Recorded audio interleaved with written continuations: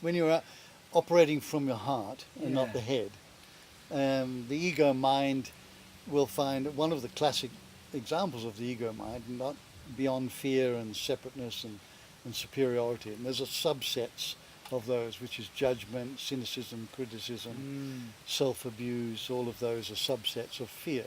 Sure. And the ego mind is judging. Yeah. Right? And yet we can, from our heart, can make an observation. I've observed this as a behavior. That's not a judgment when we speak it from the heart. Or we can judge in a very harsh way. Yeah. And I found that if we find ourselves judging, and we all do it, right, to transform that judgment into appreciation. What can you find that you can appreciate about this person, or this situation, or the dogs, right? Just find something you can appreciate. In about 10 to 15 seconds, that whole judgment's disappeared. Yeah. It's really powerful. Yeah.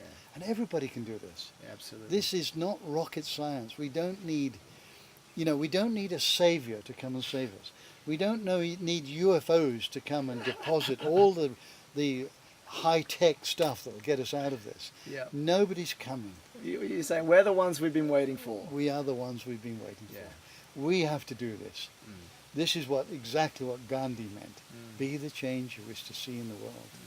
And it's up to us to be conscious enough to be aware of these situations and then change our behavior towards it. And sometimes we have to do a bit of cleaning out because our behavior is rooted in a process where behavior starts with a perception.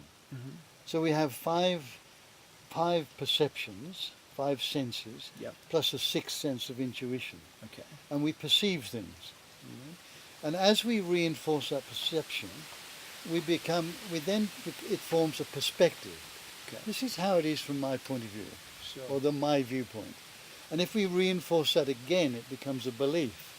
I now believe this, right? And this can be negative or positive. Sure. If you look at the world today, we're seeing this imbalance, these belief systems that people are better than others, their way is better, so on and so forth. And a belief, that's just anything that anybody's certain about. Yes. Right? If I say this is the way it is because I can see it and that's obvious, maybe that's how it is. Maybe that's my belief. That's how it is for you.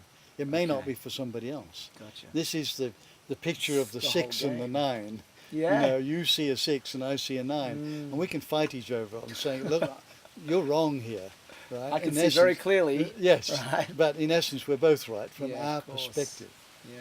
So having formed that perspective, it gets reinforced as a belief, and our behaviours will emanate on what we believe. Of course. That's the root of it. So we have to change our behaviours, right, in order to find a better way of looking at this root. How do I change my behaviours? Well, because I believe this. So it's not just enough to change our behaviours on their own. We have to look at what's the driver behind this. It's because I believe this, right? And there's the internal journey. You need to be conscious. You need to be brave enough to go within.